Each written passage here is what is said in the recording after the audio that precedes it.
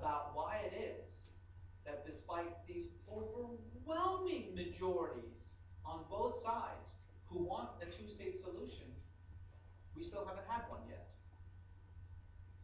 Now, because this is a class on religion and politics, I feel like I need to add one extra problem to this issue, one that doesn't get talked about enough, but is equally, if not even more of an obstacle to peace than the Hamas suicide bomber or the radical, right-wing settler. And that is us, the United States of America. This is a country that is about 1/3 evangelical. So it's about 100 million people in the United States. The evangelical movement in the United States, for the most part, has coalesced around a handful of right-wing Christianist organizations. Remember, we've talked about Christianism in this class before. It's Christian religious nationalism.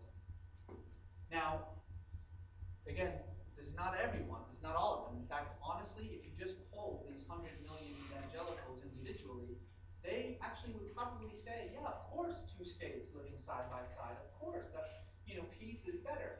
But unfortunately, the organizations, the Pat Robertsons, the Jerry Falwells, the Mike Evans, the Ted Haggards, the people who actually are the pastors who run these major Christianist movements, focus on the family, the moral majority, the 700 Club, they have no interest in a two-state solution. In fact, they have been working really hard behind the scenes to make sure that there will never, ever be a Palestinian state, that all of the land will belong to Israel.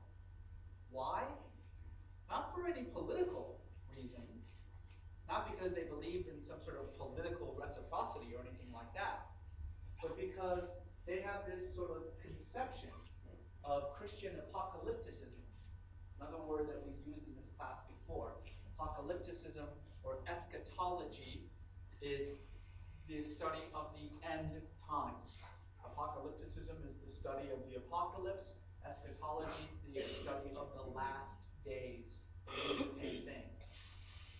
But in their sort of warped apocalyptic mindset, they believe that the Bible says, it doesn't, but they believe that the Bible says that if the Jews can come back to Israel and reestablish the kingdom of David and rebuild the temple of Jerusalem, which was destroyed in 70, if they can do that, then that will usher in the end times and Jesus will come back. It's not a joke. They so fully believe this that they have spent billions of dollars in supporting these radical right-wing groups and in supporting the political campaigns of politicians in the United States who also have no interest in a Palestinian state. They have kept the United States from actually being a good bargainer, a real mediator between these two sides, because they don't want mediation. Now, of course, here's the irony of all this. If you believe this apocalyptic viewpoint, what it really means is that the first thing that Jesus does when he comes back is he kills all the Jews. That's what the book of Revelation says. First people to go are the Jews. And of course, the Jews, they don't take this very seriously. They're happy for the money. They're happy to sort of play along. They're like, yeah, right, rebuild the temple. Jesus, sure, bring the money. Bring it back. But this marriage, this sort of evil marriage of convenience that is formed between right-wing American evangelicals and right-wing settlers has probably been just as destructive as any suicide bomber or as any settler in the Israeli government has been to making sure that this doesn't happen. So where are we today? Well, we're in a situation, as I said, in which every single day, what is supposed to be the future Palestinian state is being gobbled up by Israeli settlements. In a few years' time, maybe between 3 and 5 years, there will be no more Palestinian land. So the issue of a two-state solution will go out the window. There won't be a two-state solution anymore because there won't be any room for another state. It's all Israel. But the tragedy of that is not just for Palestinians. The tragedy of it is that demographers believe that by the year 2050, there will be more Arabs than Jews between the River Jordan and the Mediterranean Sea, the land bordering the Israel-Palestine. In fact, for every one Israeli child, 8 Palestinian children are born. Did you catch that? 8 to 1. And most of these Israeli children, not all of them, but most of them are, middle class or lower or upper middle class kids.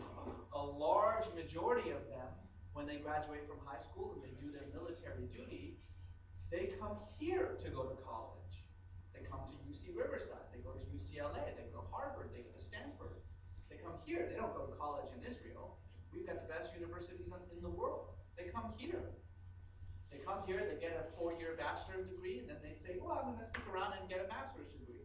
They get a master's degree.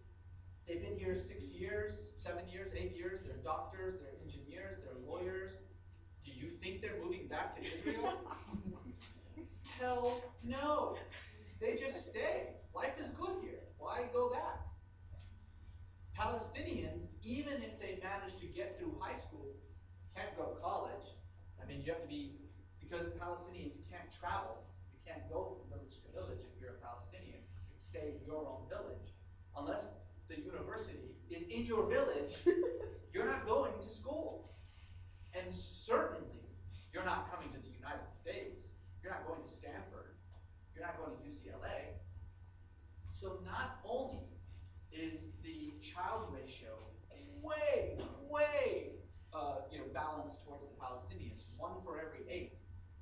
But also, most of these Israelis, not most of them, that's a mistake, but a great many of these Israelis ultimately immigrate out of Israel, where the Palestinians just stay. So, as you can imagine, very soon, there's going to be a lot more Palestinians than Israelis. And if there isn't a land for them, if there isn't Palestine for them, guess what becomes Palestine? Israel. Let's go back 2 weeks. The principal problem that Israel was supposed to fix was that Jews were a minority everywhere in the world,